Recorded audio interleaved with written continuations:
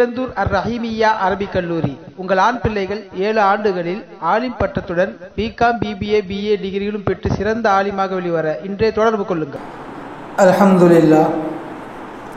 அல்ஹம்துலில்லாஹில் முவஃபிகில் முஈன் வஸ்ஸலாத்து வஸ்ஸலாமு அலா சய்யிதினா முஹம்மதின் ஸாதிகில் அமீன் வ அலா ஆலிஹி வ ஸஹ்பிஹி அஜ்மஈன் வ மன் தபிஅஹும் பி இஹ்சானின் இலா யௌமிddin. அம்மா பஅத். فقد قال الله تعالى في محكم تنزيله والفرقانه المجيد فأعوذ بالله من الشيطان الرجيم بسم الله الرحمن الرحيم وأنكحوا الأيام منكم والصالحين من عبادكم إن يكونوا فقراء يغنيهم الله من فضله. قال نبينا محمد سيد البشر صلى الله عليه وسلم من استطاع منكم الباعة فليتزوج أو كما قال النبي صلى الله عليه وسلم. صدق الله مولانا العظيم وصدق رسوله النبي الكريم ونحن على ذلك من الشاهدين والشاكرين والحمد لله رب العالمين. அளவற்ற அருளாளனும் நிகரற்ற அன்புடையோனுமாகிய எல்லாம் வல்ல அல்லாஹ்வின் திருப்பெயர் உச்சரித்து என் உரையை துவக்கம் செய்கிறேன். உலகில் உண்டாகும் சர்வ புகழும் அல்லாஹ் ஒருவனையே சேரட்டுமாக. அவனது சாந்தியும் சமாதானமும் கருணையும் ஈடேற்றமும் அகிலத்தின் அழ்கொடையாய் வந்துதித்த அண்ணல் எம்பெருமான் ரசூலுல்லாஹி ஸல்லல்லாஹு அலைஹி வஸல்லம் அன்னவர்கள் மீதும், அன்னாரின் வழி நடந்த உத்தம சத்திய சஹாபாக்கள், தாபியீன்கள், தபஉ தாபியீன்கள், நாதாக்கள், நல்லவர்கள், அவுலியாக்கள், இமாம்கள், குறிப்பாக சிறப்பான இச்சபையில் ஒன்று சேர்ந்திருக்கக்கூடிய நம் அனைவர் மீதும் அனைவர் குடும்பத்தார் மீதும் என்றென்றும் நிறைவாக நிலவட்டுமாக. ஆமீன். அன்பிற்கும் இறை நேசத்திற்கும் தகுதியான சகோதரர்களே, ஜமாத்தார்களே, அல்லாஹ்வின் பேருபகாரம் அவனது இல்லத்தில் அமர்ந்து அவன் விதியாக்கிய ஷரியத் சட்டங்கள் குறித்த தகவல்களை தெரிந்து கொள்ளக்கூடிய அருமையான அவையில் மீண்டும் ஒரு முறை நம் அனைவரையும் ஒன்றிணைத்திருக்கிறான். பேசுகின்ற கேட்கின்ற விஷயங்களின் பிரகாரம் நமது வாழ்க்கையை அமைத்து கொள்ள வேண்டும் என்பதை ஆரம்ப உபதேசமாக எனக்கும் உங்களுக்கும் கூறிக்கொண்டு, இந்த வார ஜும்ஆவுடைய இந்த பயானில் இஸ்லாம் கூறுகிற திருமண நிகழ்வு முறை மற்றும் இந்த காலத்தில் திருமணத்தில் செய்யப்படுகின்ற சில அனாச்சாரங்கள், அனாவசியங்கள் குறித்த தகவல்களை தெரிந்து கொள்ளவிருக்கிறோம். அன்பிற்குரியவர்களே, ரமலான் மாதத்தில் இஸ்லாமிய சமுதாயம் நிக்கா வைபவங்களை வைத்து கொள்ளக்கூடிய பழக்கம் இல்லை. ரமலானுக்கு பிறகு 2 மாதங்களில் பக்ரீத் பண்டிகை கொண்டாடுவதால் இந்த இடைப்பட்ட காலத்தில் அதிகமான நிக்கா நிகழ்வுகள் நமது சமுதாயத்தில் நடப்பது வழமை. அந்த அடிப்படையில் கடந்த 1-2 வாரங்களாகவும் இனி வரக்கூடிய வாரங்களிலேயும் நிறைய நிக்கா நிகழ்வுகள், வைபவங்கள் நடப்பதை நாம் தெரிந்திருக்கிறோம். நண்பர்களிடம் பேசும் பொழுது ஒரே நாளில் 2-3 திருமணங்களை நாம் அட்டன் செய்ய வேண்டியிருக்கிறது என்பதை கவலையோடு சொல்வதையும் பார்க்க முடியும். திருமணம் என்பது எவ்வளவு முக்கியத்துவம் வாய்ந்தது, உலகத்தில் மனிதர்களால் பின்பற்றப்படுகிற எல்லா சமயமும் கொள்கையும் திருமணம் குறித்த தகவல்களை, சட்டங்களை கூறியிருக்கின்றன.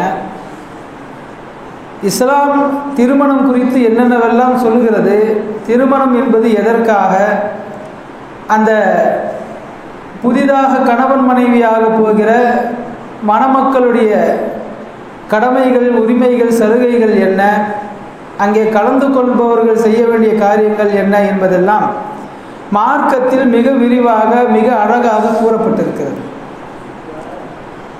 முஸ்லிம் திருமணம் செய்வது ஷரியத்தில் கடமையாக்கப்பட்ட ஒன்று. நினைத்தவர்கள் திருமணம் செய்து கொள்ளலாம் அல்லது திருமணம் செய்யாமல் வாழ்ந்து கொள்ளலாம் என்ற அடிப்படையில் நமக்கு ஷரியத் சலுகை வழங்கவில்லை. முஸ்லிமாக இருக்கக்கூடிய ஒவ்வொரு ஆணும் பெண்ணும் நிக்கா செய்து கொள்ள வேண்டும். நிக்காவை வெறுத்து வாழ்கிற துறவரத்திற்கு இஸ்லாத்தில் அனுமதி இல்லை. ஆனால் அதே நேரம் நிக்கா செய்வதற்கு தகுதி இல்லை என்றால் அவர் நிக்கா செய்து கொள்ளாமல் இருப்பதற்கு மார்க்கத்தில் அனுமதி இருக்கிறது. ஒரு ஆண் தனக்கு ஆண்மை இல்லை என்று உணர்ந்தால், தெரிந்து கொண்டால், அல்லது ஒரு மனைவி திருமணம் செய்து அந்த பெண்ணை வைத்து வாழுகிற அளவிற்கு சம்பாத்தியமோ சொத்தோ வசதி வாய்ப்போ இல்லை என்று கருதினால் அவர் நிக்கா செய்து கொள்ளாமல் இருக்க நிக்காவை தள்ளி வைப்பதற்கு அனுமதி இருக்கிறது. இஸ்லாத்தில் துறவரம் என்பது கிடையாது, சந்நியாசம் என்பது கிடையாது. திருமணம் செய்தே ஆக வேண்டும். அப்படி திருமணம் செய்கிற போது எப்படிப்பட்ட மணமக்களை தேர்ந்தெடுக்க வேண்டும் என்பது குறித்து சொல்லும்போது பெருமானார் ஸல்லல்லாஹு அலைஹி வஸல்லம் அவர்கள் சொன்ன பிரபலமான நபிமொழி, ஒரு பெண் 4 காரணங்களுக்காக திருமணம் முடிக்கப்படுகிறாள். லி மாலிஹா வலி ஜமாலிஹா வலி நசபிஹா வலி தீனிஹா. ஒன்று, அவள் வசதி படைத்தவள் என்பதற்காக நிக்கா செய்யப்படுவாள், அல்லது அழகானவள் என்பதற்காக திருமணம் செய்யப்படுவாள், அல்லது அவள் பரம்பரை குலப்பெருமை, பெரிய குடும்பம், பாரம்பரிய குடும்பம் என்பதற்காக நிக்கா செய்யப்படலாம், அல்லது அவளுடைய தீனுக்காக நிக்கா செய்யப்படலாம். இந்த 4இல் நீங்கள் தீனுக்கு முக்கியத்துவம் கொடுங்கள் என்று பெருமானார் ஸல்லல்லாஹு அலைஹி வஸல்லம் சொன்னார்கள். இது பெண்களுக்காக கூறப்பட்ட நபிமொழி என்றாலும் கூட ஆண்களுக்கும் இதேதான் சட்டம், வரையறை. நமது பெண்ணுக்கு ஒரு மாப்பிள்ளை தேடுகிறோம் என்றால் நமது வசதி வாய்ப்புக்கேற்ப பார்ப்பதை விட, அழகானவரா என்பதை பார்ப்பதை விட, அவரின் குடும்பம் எப்படிப்பட்டது என்பதை பார்ப்பதை விட, அவரிடத்தில் இருக்கிற தீன் எப்படி இருக்கிறது என்பதற்குத்தான் முக்கியத்துவம் கொடுக்க வேண்டும். அதனால மற்ற காரணங்களை எல்லாம் பார்க்கக்கூடாதுங்கிறது இல்லை. பொதுவாகவே மனித இயல்பு எப்படி இருக்குன்னா, நாம் எந்த அளவிற்கு வசதி வாய்ப்புள்ளவர்களாக இருக்கிறோமோ அந்த அளவுக்கு வசதி வாய்ப்புள்ளவர்களை பார்த்தால் செட் ஆகும், இயல்பாகவே செட் ஆகும். இன்னமும் புரிவதற்கு சொல்வதானால், தமிழ் பேசும் பாரம்பரியம் உள்ள முஸ்லிம்கள் தமிழ் பேசும் குடும்பத்திலிருந்தே பெண் எடுக்கிற வழக்கம் இருக்கிறது. அதே மாதிரி உருது பேசுகிற முஸ்லிம்கள் உருது பேசுகிற முஸ்லிம்களிடத்தில் சம்பந்த எதிர்பார்ப்பது இருக்கிறது.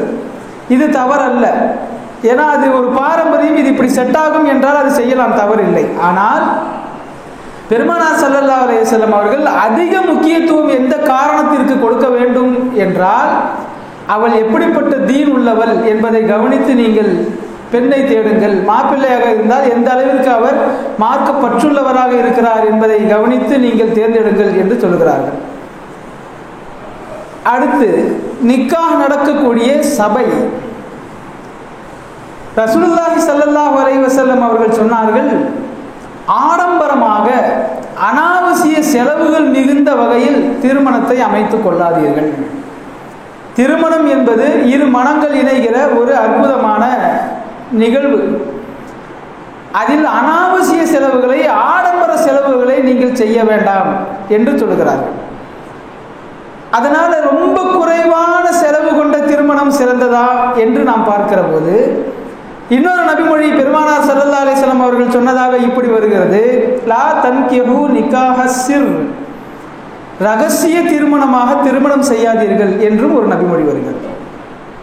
ஒரு பக்கம் ஆடம்பரம், அனாவசியமாக செலவு செஞ்சு நிக்கா பண்ணாதீங்க, இன்னொரு புறம் ரகசியமாக திருமணம் முடிக்காதீர்கள். நம்ம குடும்பத்தில் தான் பார்க்குறோம், நம்ம மகனுக்கு பார்க்குறோம், நல்ல பிள்ளையை பார்த்து நிக்கா பண்ணி வைக்கிறோம், அதிக செலவு பண்ணக்கூடாதுன்னு சொல்லியிருக்கிறாங்களே, அதனால் ரகசியமாக இவங்க நேராக போனாங்க, பொண்ணுகிட்ட பேசினாங்க, ஒரு அஜர்த்தை வச்சு குத்பா ஓதுனாங்க, நிக்கா முடிச்சுட்டு வந்துட்டாங்க, இப்படி செய்யலாமான்னா மார்க்கத்தில் இதுவும் வேண்டாம் என்று தடுக்கப்பட்டிருக்கிறது. நிக்காஹ் கூடும் என்றாலும் இப்படி நிக்காஹ் செய்யாதீர்கள் என்கிறார்கள். ஏனென்றால் இப்படி ஊருக்கு தெரியாத வண்ணம் அல்லது நாம் குடியிருக்கிற தெருவிற்கே தெரியாத வண்ணம் நாம் நிக்காஹ் செய்வது ஷரியத்தில் வேண்டாம் என்று சொல்லப்பட்டிருப்பதற்கு காரணம், இந்த குடும்பமாக போனாங்க, நிக்காஹ் செஞ்சுட்டு வந்துட்டாங்க, இது சட்டப்படி தான் செஞ்சாங்க அப்படின்னாலும் கூட அக்கம் பக்கத்தில் இருக்கிறவங்க பார்க்கும்போது என்ன அந்நிய ஆள் ஒருத்தர் வந்துட்டு போகிறாருன்னு நினைப்பாங்க. நிக்கா முடித்த தகவலை நாம் குடியிருக்கிற தெருவினருக்காவது சொல்ல வேண்டும், நம்முடைய மஹல்லாவினருக்காவது தெரிவிக்க வேண்டும். இதுதான் நிக்கா எந்த அளவிற்கு செலவுகள் செய்யலாம் என்பதற்கு ஷரியத் காட்டுகிற மிக அழகான வழிமுறை. ஒரேடியாக பயங்கர செலவுகளும் கூடாது. அதே நேரத்தில் நமக்கு இருக்கிற சொந்த பந்தங்கள் அனைவரையும் அழைத்து அவர்களுக்கு விருந்தளித்து இந்த நிக்கா நிகழ்ச்சியை தெரிவித்து அவர்கள் ஆசீர்வாதம் துஆ செய்கிற வகையில் மஜ்லிஸை அமைத்துக் கொள்வது சிறந்தது. நம்மள பல பேருக்கு ஷரீஅத்தில் திருமணம் நடப்பதற்கு தேவையானவை என்னென்ன என்பதை தெரிவதில்லை. இந்த ஷரீஅத்தில் திருமணம் நடப்பதற்கு மிக முக்கியமானவை என்னென்ன என்பதை நாம் தெரிந்து கொள்ள வேண்டும். முதலாவது பெண்ணுடைய சம்மதம். மாப்பிள்ளை பெண்ணுக்கு தான் முதல் முக்கியத்துவம். பெண்ணுடைய சம்மதம் இருக்கணும். இந்த ஆணை நிக்கா செய்து கொள்ளப் போகிறேன் என்று அந்த ஆண் பற்றிய அனைத்து தகவல்களும் அந்த பெண்ணிடத்தில் சொல்லப்படணும். இந்த குடும்பத்தை சார்ந்தவங்க, மாப்பிள்ளை இப்படி படிச்சிருக்கிறாரு, இப்படி வேலையில் இருக்கிறாரு, இன்ன நிறத்தில் இருக்கிறாரு, இன்ன உயரத்தில் இருக்கிறாருங்கிற விவரங்களை எல்லாம் பொண்ணுகிட்ட சொல்லணும். அந்த பெண் திருப்தி அடைந்து சம்மதம் சொல்லணும். பெரியவங்களுக்கு பயந்துக்கிட்டோ அல்லது என்ன நடக்குதுன்னே தெரியாமல் சம்மதம் சொல்கிறதோ, மாப்பிள்ளையை பற்றி தெரியாமலே பார்க்காமலே சம்மதம் சொல்கிறதோ ஷரீஅத்தில் அது விலக்கி வைக்கப்பட்டது. பெண் இடத்துல மாப்பிள்ளையை பற்றி விவரங்களை சொல்லணும். அதனால தான் இமாம்கள் எழுதுகிறார்கள், பெண்ணை ஒரு முறை நேரில் சந்தித்து பேசுவதற்கு கூட ஷரீஅத்தில் அனுமதிக்கப்பட்டிருப்பதற்கு இதுதான் காரணம். பெண்ணுக்கும் சரி பொண்ணுக்கும் மாப்பிள்ளைக்கும் சரி தன் எதிர்கால துணையை பற்றிய தகவல்கள் முழுமையாக தெரிந்திருக்கணும். கொஞ்ச காலத்திற்கு முன்னே எல்லாம் பேணுதல் என்கிற அடிப்படையில் அந்த காலத்திற்கு தோதுவாக பெரியவர்கள் சொன்ன மாப்பிள்ளைக்கு கழுத்தை நீட்டிய பெண்கள் இருந்தார்கள். அதே போல திருமணம் முடித்ததற்கு பிறகு ஏதாவது குறைகள் இருந்தாலும் அதை பொறுத்து கொண்டு வாழக்கூடிய பெண்மணிகள் இருந்தார்கள். ஆண்களும் அப்படித்தான்.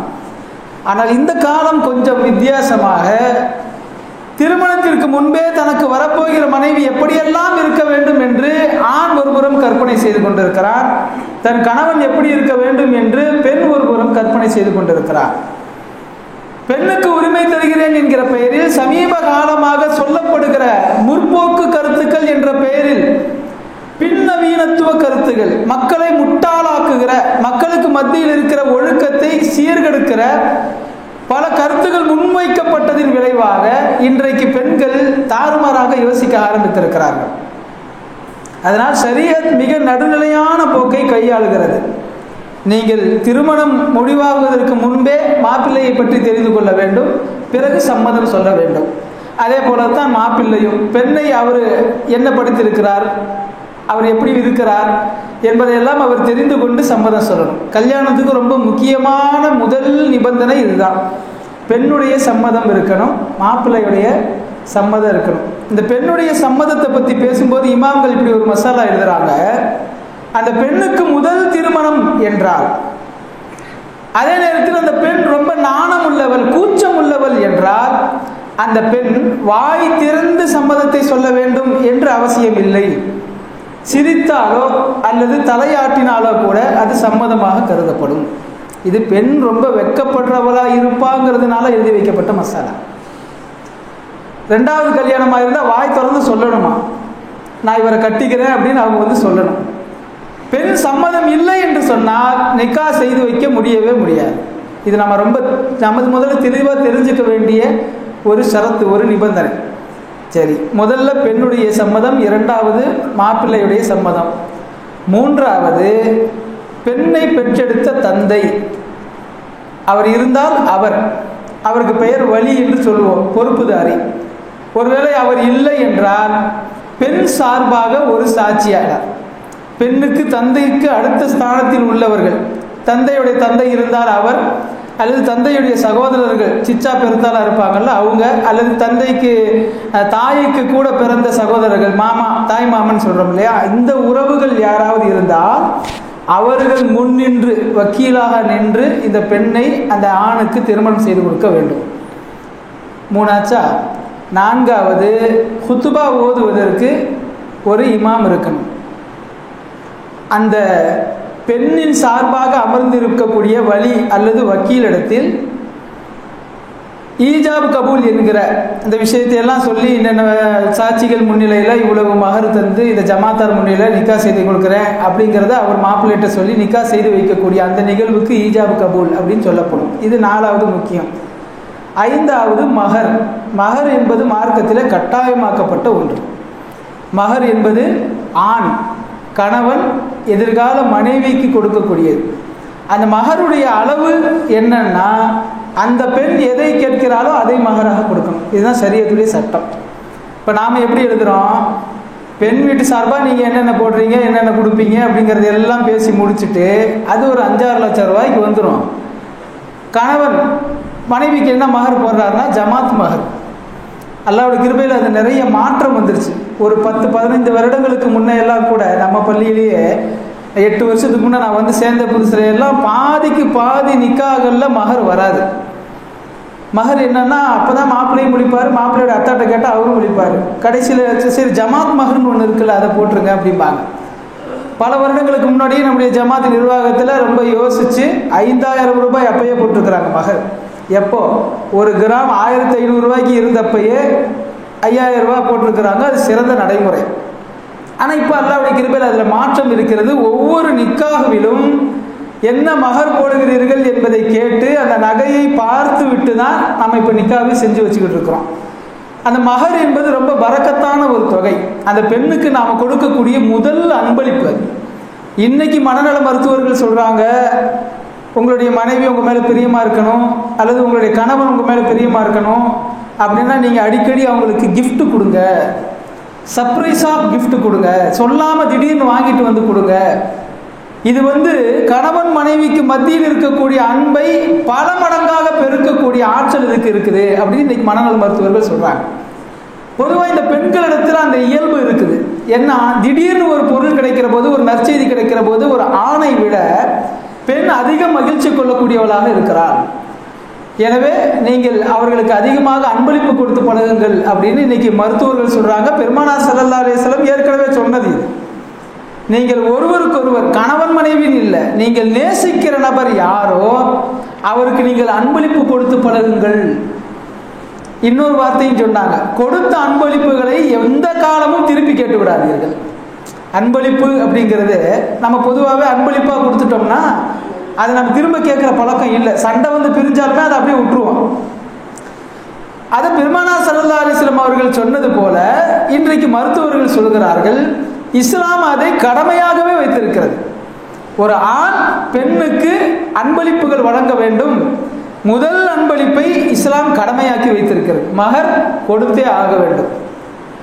முந்தைய காலத்துல எல்லாம் எங்கள் உஸ்தாத்மார்கள் சொல்லுவார்கள், வயசாகி மனைவி இறந்துருவாங்க, கணவர் அப்போ தான் வந்து அசத்திட்ட கேட்பார், இந்த மாதிரி கல்யாண நேரத்தில் உனக்கு மகர் போடுறேன்னு ஒன்று சொல்லியிருந்தேன், 2 கிராமோ 5 கிராமோ ஒரு பவுனோ சொல்லியிருந்தேன், இப்போ வரைக்கும் போடலை, மனைவி மௌத்தா போயிடுச்சு, என்ன செய்யறதுன்னு கேட்பாங்க. அதே மாதிரி கணவர் மௌத்தாயிட்டா, இது எனக்கே நடந்திருக்கு. நானே ஒரு இடத்துல பார்த்தேன், என்கிட்ட வந்து கேட்டாங்க. வயதான ஒருத்தர் எங்கள் சொந்தத்தில் இறந்து போயிட்டார். அது மௌத்துக்கு போயிருந்த நேரத்தில் அவங்க வீட்டு சார்பாக கேட்டு விட்டாங்க, என் கணவர் வந்து மகர் போடுறேன்னு சொல்லியிருந்தார், மௌத்து வரைக்கும் போடல, மௌத்தா போயிட்டார், இப்போ நாங்கள் என்ன செய்யறது? ஷரியத் என்ன சொல்லுதுன்னா, அந்த பெண் உயிரோடு இருந்தால் நீங்கள் எத்தனை வயதானாலும் அதை கொடுப்பது உங்கள் மீது கடமை. அந்த பெண்ணாக விரும்பி என் கணவருக்காக நான் இதை விட்டு கொடுக்கிறேன் என்று சொன்னால் அதில் குற்றம் கிடையாது. இப்போ கணவர் மௌத்தாவே போயிட்டார், என்ன செய்யறது? ஒரே வழிதான் இருக்குது. ஒன்று, நீங்கள் அந்த கணவருடைய ஜனாசா எடுக்கப்படுவதற்கு முன்பே என் கணவர் எனக்காக தருகிறேன் என்று தராமல் விட்ட அந்த மகரை நான் மன்னித்து விடுகிறேன், எனக்காக தானே கஷ்டப்பட்டார், என் பிள்ளைகளுக்காக தானே அவர் வந்து வாழ்ந்தார், நான் விட்டு கொடுக்குறேன்னு சொல்லிடலாம். நீங்கள் விட்டு கொடுக்கலன்னா மறுமையில் போய் நீங்கள் கேட்குறதுக்கு வழி இருக்குது. அந்த அம்மா விட்டு கொடுத்துட்டாங்க. பெரும்பாலும் பெண்கள் இலகிய மனம் உள்ளவர்கள் விட்டு கொடுத்துருவாங்க. ஆண்களாகிய நாம் விளங்க வேண்டியது என்னன்னா, மகர் தொகை கொடுக்க வேண்டியது கட்டாயம்.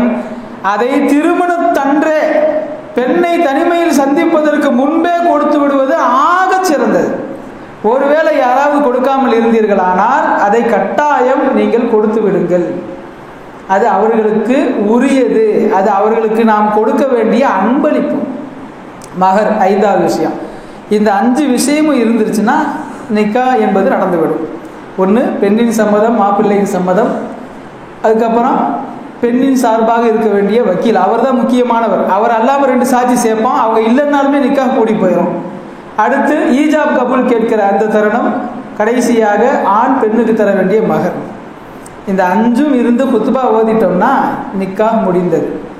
இப்போ இந்த நாம செய்து வைக்கிற நிக்காஹ்களில் சில சந்தேகங்கள் நமக்கு இருக்கலாம். இந்த மாப்பிள்ளை கையை பிடிச்சு பெண்ணின் சார்பாக அமர்ந்திருக்கக்கூடிய வக்கீல் சம்மதமான்னு கேட்கறதுக்கு முன்னால அந்த வக்கீலுக்கும் மாப்பிள்ளைக்கும் சேர்த்து நாம் களிமா சொல்லித்தர்றோம். லா இலாஹ இல்லல்லாஹ் சொல்லித்தருவோம், 2வது களிமாவும் சொல்லித்தருவோம், சலவாத்தும் சொல்லித்தருவோம், கடைசியில் 3 தடவை அஸ்தக்ஃபிருல்லாஹ் அதையும் சொல்லுங்கன்னு சொல்லித்தரோம். இதை சில பேர் விரும்புறதில்லை. ரசூல் ஸல்லல்லாஹு அலைஹி வஸல்லம் அவருடைய காலத்தில் இப்படி நடைமுறை இருந்ததா என்றால் இல்லைதான். பின்னாளில் நமது முன்னோர்களால் உருவாக்கப்பட்ட ஒன்று. இது எதற்காக உருவாக்கப்பட்டது என்றால், இப்போ மனம் முடிக்க போறவர் ஒரு முஸ்லிமான பெண்ணை திருமணம் செய்ய போகிறவர். இதற்கு முன்னாடி அவர் எதுவும் சிறுக்கான காரியம் செஞ்சிருக்க மாட்டார். அதுதான் முஸ்லிமுடைய நம்பிக்கையாக இருக்கணும். ஒருவேளை அவருக்கே தெரியாமல், நமக்கு தெரியாமல் ஏதாவது இடத்தில் அவர் இணை வைப்பு மாதிரி காரியங்களை செய்திருந்தால் அதை சுத்தப்படுத்துறதுக்காக திருக்கலிமாவை ஒரு தடவை சொல்றோம். 2வது சலவாத்து சொல்றோம்.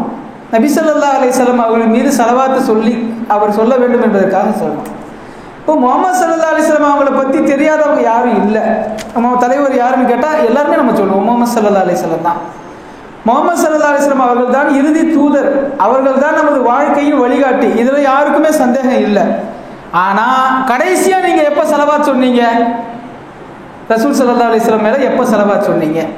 இப்போ கூட பயானில் பேசிட்டு இருக்கும்போது இத்தனை தடவை ரசூல் ஸல்லல்லாஹு அலைஹி வஸல்லம்னு சொல்லிக்கிட்டே இருக்கேன்ல, அதுக்கெல்லாம் பதில் நம்ம சொல்லிக்கிட்டேவா இருக்கிறோம்.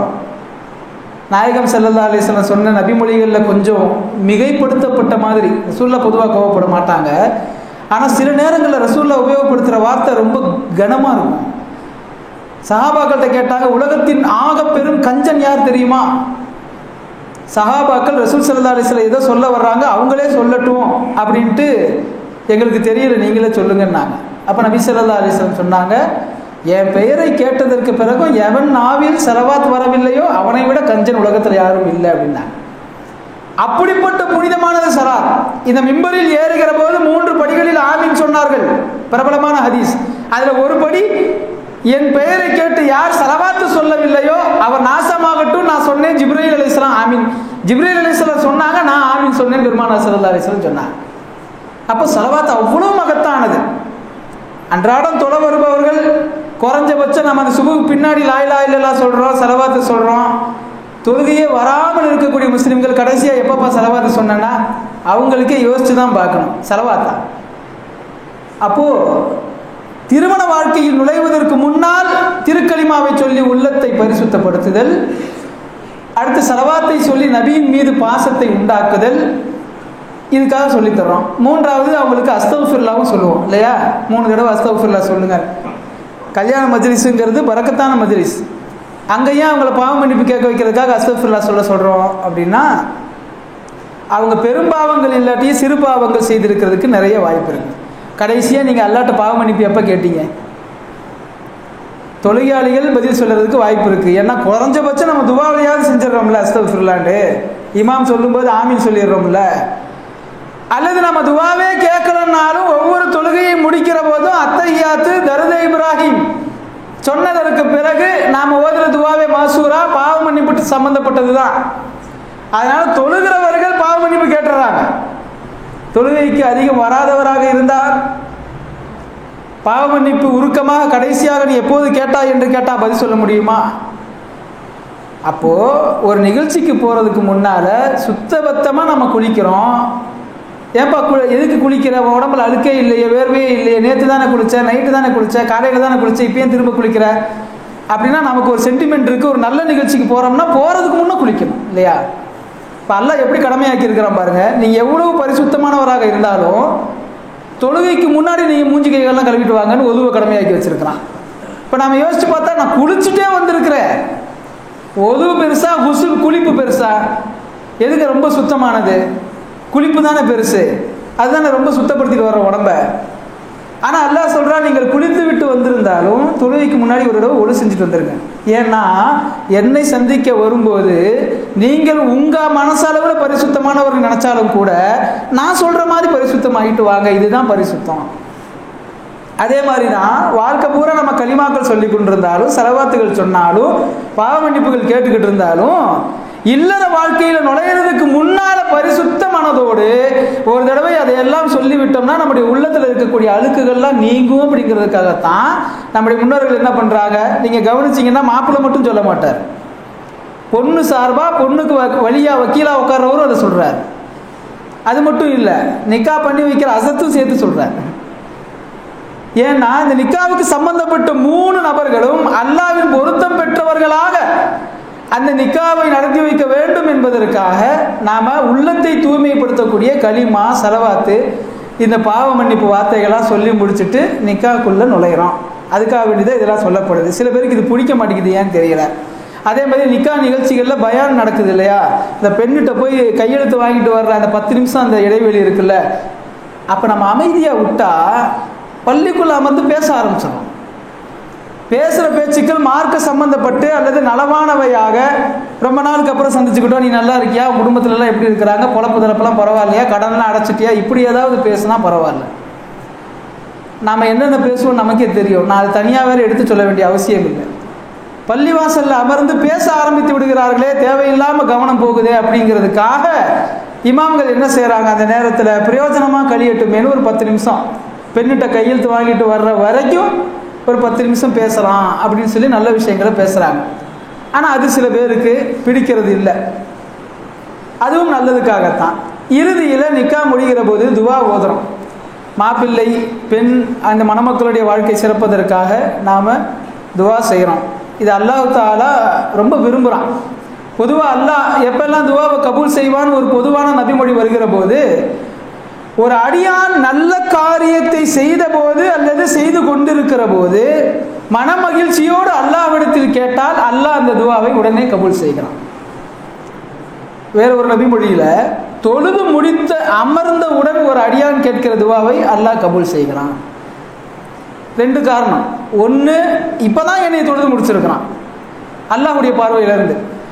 2வது என்னன்னா, அடியானுடைய பார்வையிலிருந்து என்னுடைய ரப்பை நான் இப்பதான் வணங்கி முடிச்சிருக்கிறேன் அப்படின்னு அடியான் மனமகிழ்ச்சியோடு இருக்கிற நேரம், அந்த நேரத்தில் துவா கேட்டால் அல்லாஹ் ஏற்றுக்கிறான். இந்த நபிமொழியிலிருந்து இமாம்கள் நமக்கு ஒரு விளக்கம் சொல்றாங்க. தொழுது முடித்தவுடன் அல்லாஹ் கேட்கிற துவாவை ஏற்றுக்கொள்கிறான் என்று சொன்னால், மனிதன் எப்பொழுதெல்லாம் மனமகிழ்ச்சியோடு நல்லவனாக இருக்கிறானோ அந்த நேரத்தில் கேட்கிற எல்லா துவாவும் கபூல் ஆகும். நிக்கா நிகழ்ச்சிக்கு வந்திருக்கிறோம், பாவமான சிந்தனைகள் எதுவும் இருக்காது, பள்ளிவாசலில் உட்காந்துருப்போம், சொந்த பந்தங்களை எல்லாம் பார்த்துருப்போம். அங்கே ஒரு இரு மனம் இணைகிறது, இரு குடும்பம் இணைகிறது. அந்த இடத்துல மனமகிழ்ச்சியோடு தான் உட்காந்துருப்போம். அப்போ கேட்குற துவாவை அல்லாஹ் கபூல் செய்யலாம். அதனால் நிக்கா நிகழ்ச்சியை துவாவோடு முடிக்கிறோம். அந்த துவா கேட்குற போது சில பேருக்கு முரண்பாடு இருக்குது.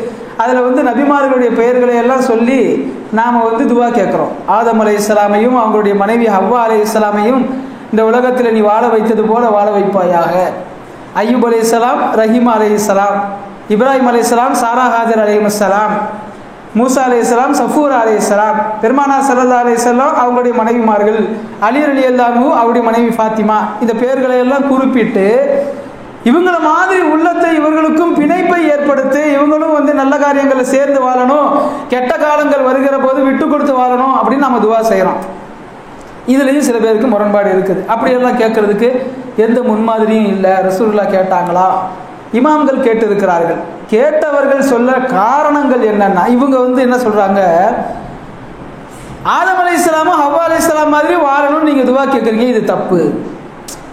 இது பெருமானார் ஸல்லல்லாஹு அலைஹி வஸல்லம் இப்படி கேட்கல, அதனால நாமளும் கேட்க தேவையில்லைன்னு சொன்னாக்கா தப்பில்லை, நமக்கு பிரியம் இல்லை. ஒருத்தருடைய கருத்து இமாம்கள் கேட்டாங்க அதனால நான் கேட்குறேன் அப்படின்னா, முன்னோர்கள் கேட்டாங்க அது சரியா இருக்கும் நான் நம்புறேன்னு அர்த்தம், தப்பில்லை. முன்னோர்கள் கேட்டது எனக்கு கருத்து முரண்பாடு இருக்கு அதனால நான் இதை கேட்கல, வேற என்னென்ன துவா கேட்கணுமோ அதெல்லாம் நான் கேட்டுக்கிறேன் மணமக்களுக்கு சொன்னா அதுவும் தப்பில்லை.